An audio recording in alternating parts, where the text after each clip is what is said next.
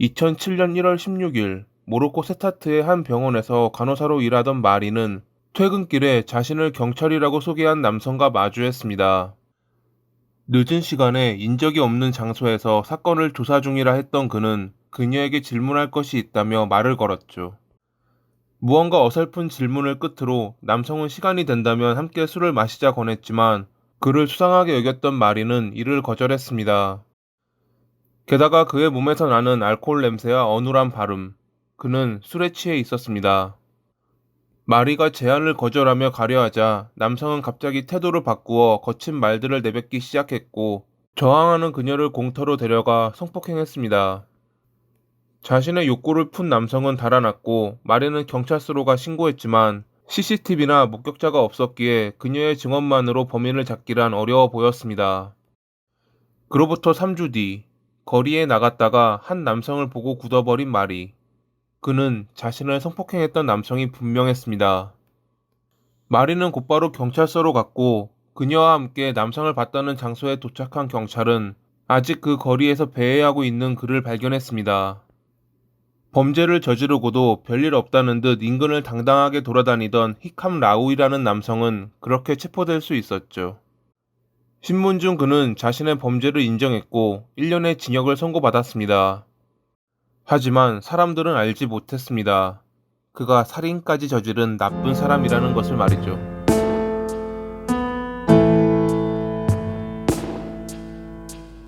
1976년에 모로코 세타트에서 태어난 라우이. 가정에 대한 애정이 없었던 그의 아버지는 라우이가 어릴 때 집을 나갔기에 그의 가족은 항상 배고픔에 시달렸습니다.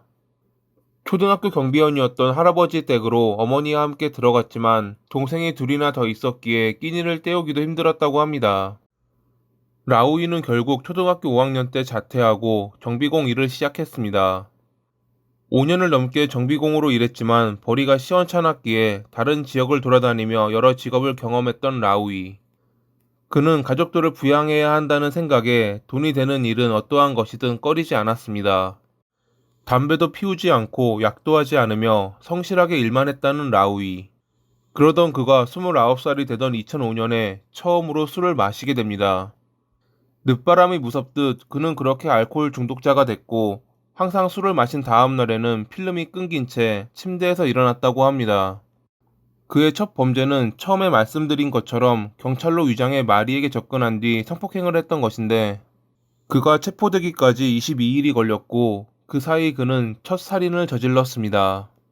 2007년 2월 2일 직장을 마치고 집에 돌아온 파티마는 충전기를 사기 위해 다시 밖으로 나왔습니다.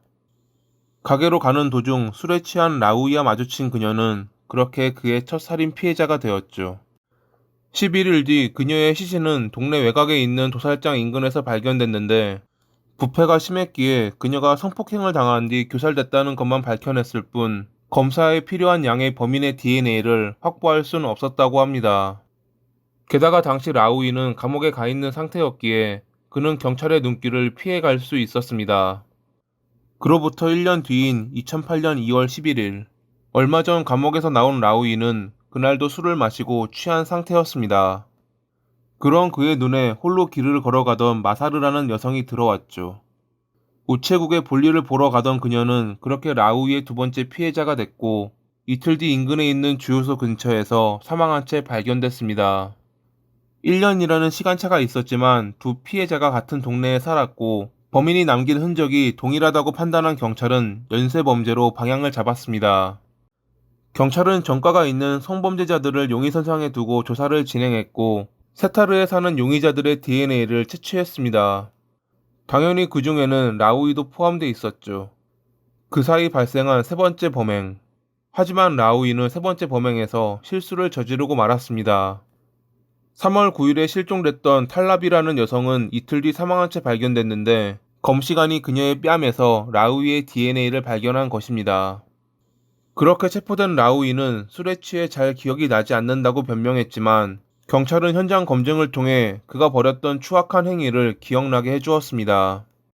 주치 감경에 관한 이야기가 나오기도 했으나 재판부는 그가 3명을 살해한 것에 중점을 두어 사형을 선고했습니다.